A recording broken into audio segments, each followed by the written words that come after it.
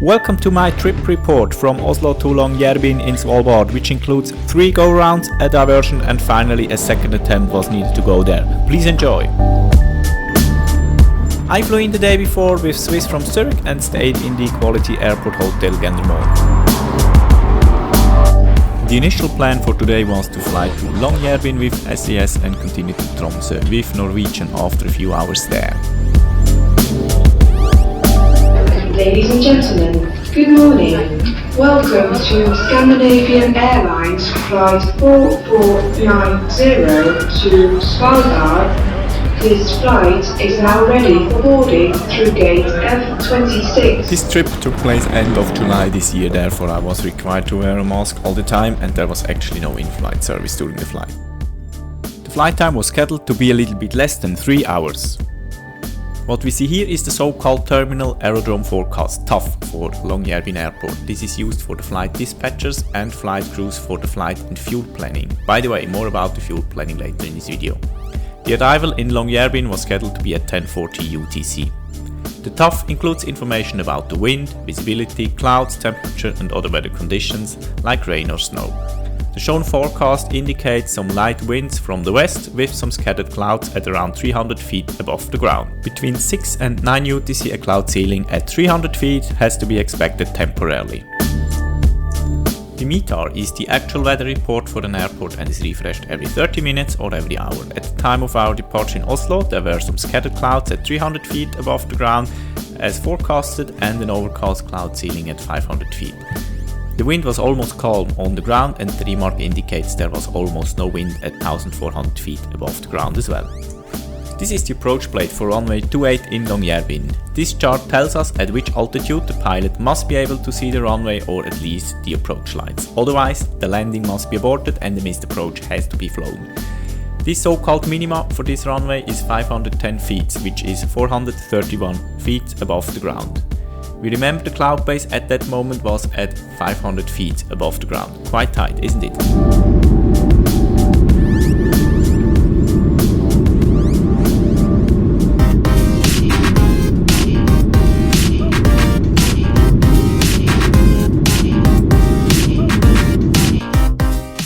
And so we were off to Svalbard. Longyearbyen is the northernmost airport in the world, and Svalbard is neither in the EU nor in the Schengen area. The en route weather was really nice and also the approach into Longyearbyen was just spectacular.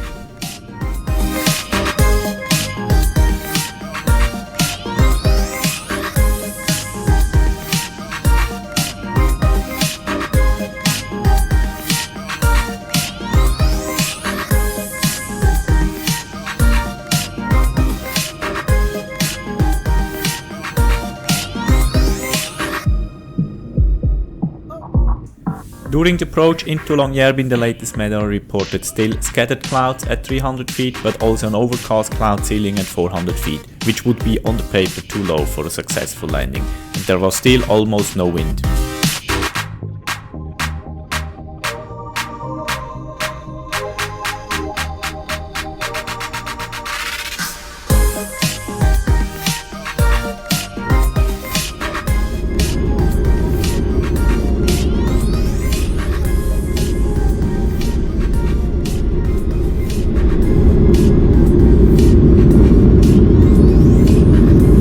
Here was the go around. The clouds were too low and the crew had to fly a missed approach.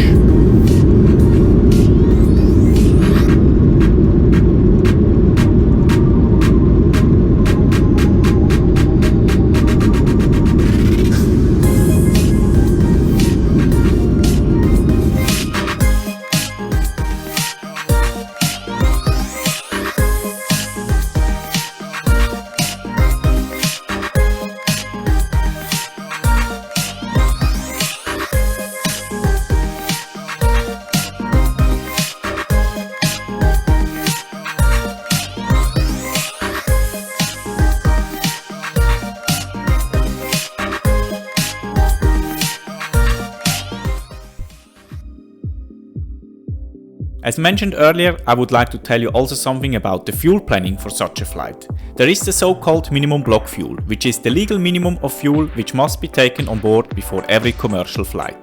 This consists of the taxi fuel, which is the fuel required to taxi from the parking position to the departing runway. Then there is the trip fuel, which is the fuel for the actual flight from the departure airport to the destination. Additionally, we have the contingency fuel, which is between 3 and 5% of the trip fuel, depending on the regulation and procedures applicable. The contingency fuel should compensate unforeseen deviations due to changes in the meteorological conditions or the routing or cruise flight level. Furthermore, you need fuel to fly a missed approach and divert to another airport in case a landing at the destination is not possible. This is the alternate fuel. In case the weather at the destination is really bad, you even need fuel to 2 alternate airports. And last but not least, there is the final reserve fuel, which must be sufficient to hold for another 30 minutes above the alternate airport. This altogether is the absolute legal minimum required. On top, the flight crew may take additional fuel due to weather, known air traffic restrictions, or for any other reason. For our flight, the crew must have taken quite a lot of extra fuel, otherwise we would have needed to divert already after the first go-round. Most probably, the tanks were almost full when we departed from Oslo. From the flight deck again, we will make a new attempt for an approach inbound from the east, where we are right now. And if the minima is still too low, we will do the same procedure, an east approach, and then we will make an attempt from the west.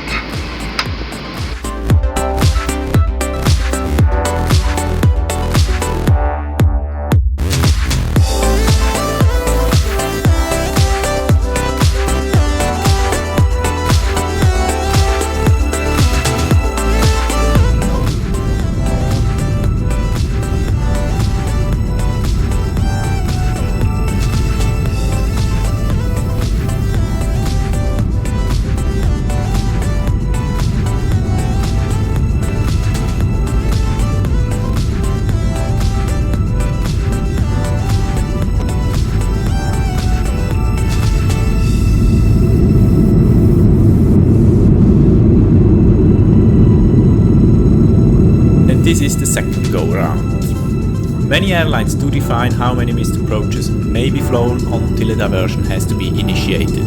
Even though a missed approach is one of the safest and most trained procedures, it still requires quite some attention from the flight crews.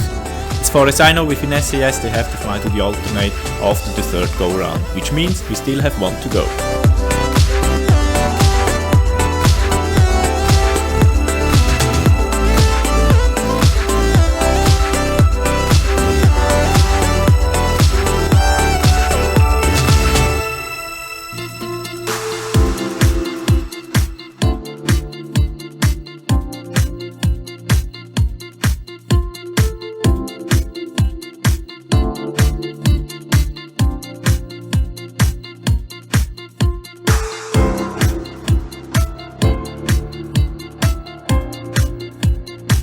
As we heard from the captain earlier, the third attempt will be done from the other side, which means there might be also a different minimum for the landing. As we can see on the approach plate for runway 10, the minimum is even a little bit higher than for runway 28. The decision altitude is 631 feet, which is 560 feet above the ground. Since the weather didn't improve in the meantime, the chances for a successful landing were rather low. Nevertheless, let's give it a try. From the flight deck, we have now established an approach from the west. If weather conditions will approve it, we'll be on the ground in 5 minutes.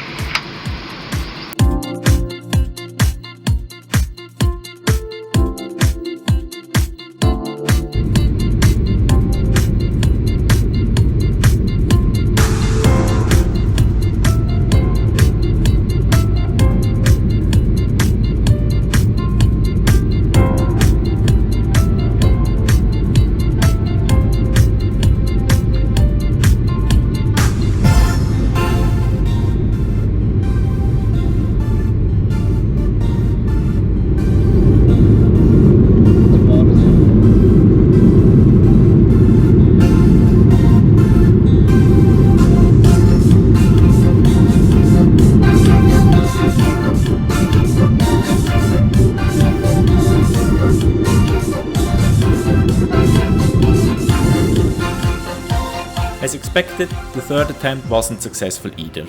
As you may see in the radar overview, the approach was also aborted earlier than before, and after a left turn, a direct course to our alternate airport was set. As you all have understood, the weather situation at Longyearbyen was quite poor, and we have now course for Tromsø. We'll be landing in 1 hour and 20 minutes from now. You will receive further information whether or not to make another attempt to Longyearbyen, either staying overnight in Tromsø or even returning to Oslo with us when we have landed in Tromsø. You will have all your information when we are around in Tromsø. These are the three options we had. At that very moment I was hoping for option 1, even though my layover in Svalbard would be rather short then. But at least I would have been there and I would still catch my flight from Longyearbyen to Tromsø in the evening. The second option wouldn't be that bad either, since I anyway would end up in Tromsø that day and I had a hotel booked there already. I didn't like the third option at all, because none of my targets would have been reached like that.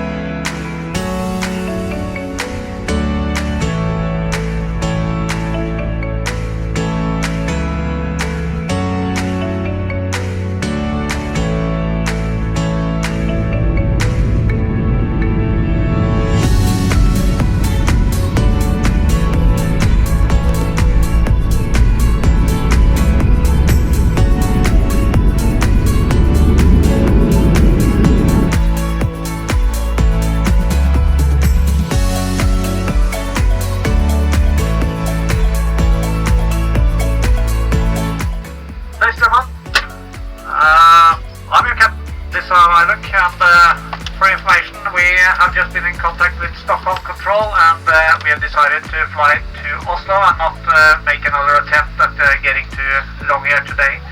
The weather up there is such that there's a westerly light breeze pressing in sea fog in towards the airport, and at the moment the weather is even lower than when we tried our 3 approaches up there.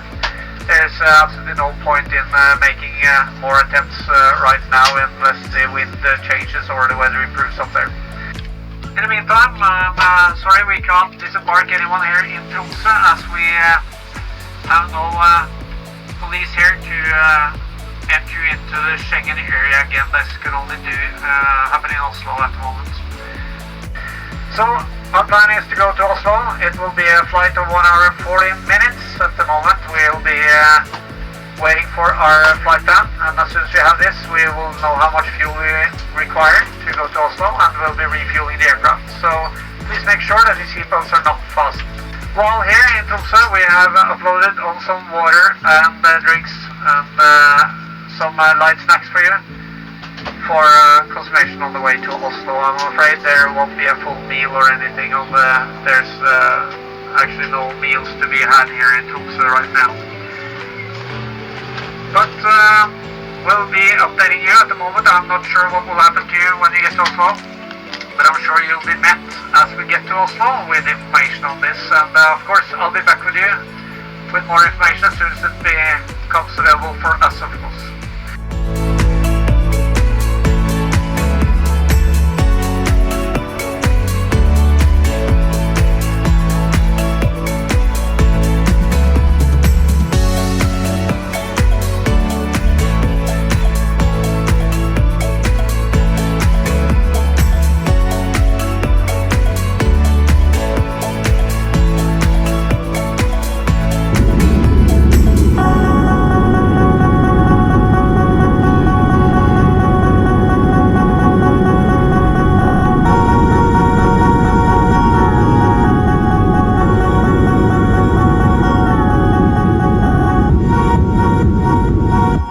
Unfortunately, my least preferred option has been chosen, for sure, for obvious reasons.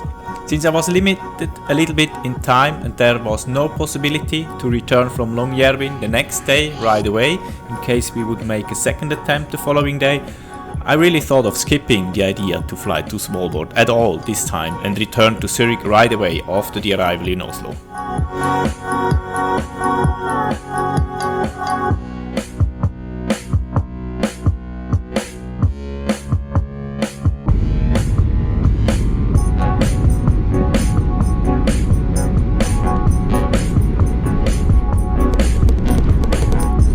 Here we are in Oslo again, after spending 8 hours in the same aircraft. After the landing in Oslo, we have been informed that there will be an additional flight for us tomorrow to Longyearbyen, and we were sent right away to the Radisson Blu Hotel at Oslo Airport. Since I was quite tired in the meantime, I took that offer and postponed my decision until tomorrow. After some sleep, I decided to take the additional flight to Longyearbyen and stay there overnight, which I did not regret, definitely.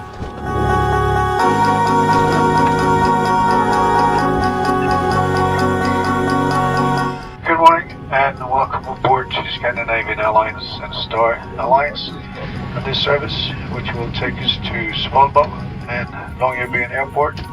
I understand quite a few of you tried to travel up to Longyearbyen yesterday. We will make a new attempt today. The problem right now is the weather conditions at the airport. They are pretty much closed down in some heavy fog, but we are hoping for improvements.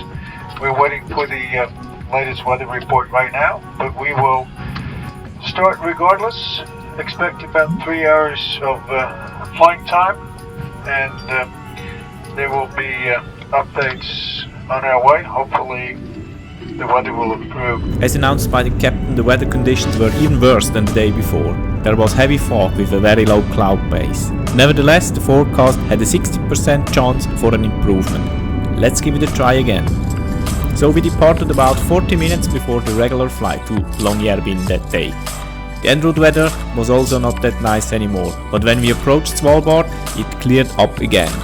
But not everywhere in Svalbard. The runway is closed for arrivals and departures. There are some slight improvements, and hopefully they will continue. So we will hold for at least another 45 minutes, and then we'll get a new update, and then we'll make a decision as to if we have to divert or if they would like us to hold for a little bit longer. After about half an hour, the regular flight from Oslo joined us in the holding pattern, and we started our approach into Longyearbyen 20 minutes later.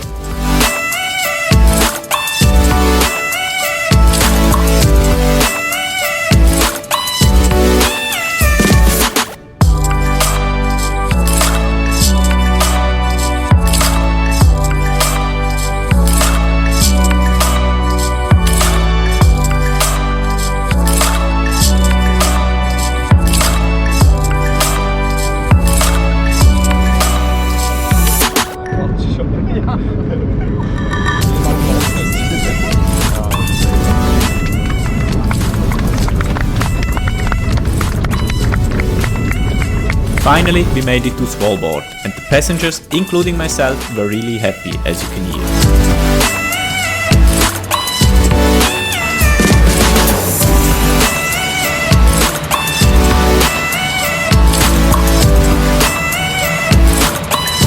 The second flight started the approach about 10 minutes behind us, but they were less lucky than we were.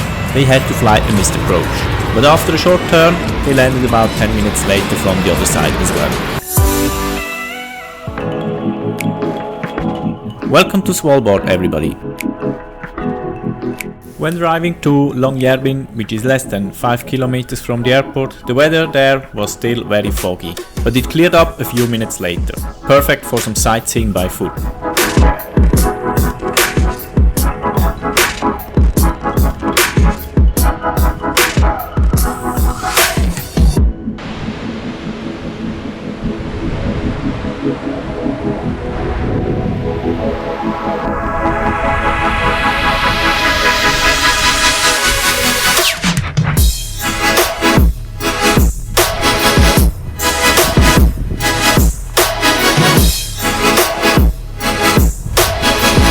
After quite an eventful but amazing journey to Svalbard, I enjoyed a beer from the northernmost brewery in the northernmost bar in the northernmost hotel in the northernmost town. Cheers!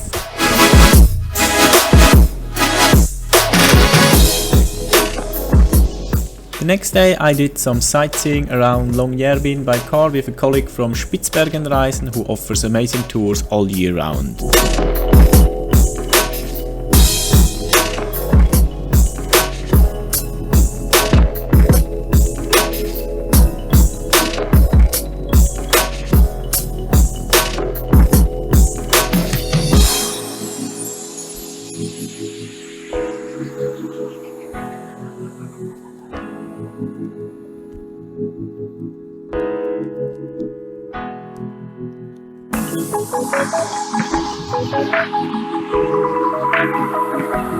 After being in Svalbard for 24 hours, I took the flight back to Oslo and later to Zurich. The flight to Oslo made a stop in Tromsø, where everybody had to disembark, claim all baggage, clear customs and recheck in the baggage. That flight was uneventful.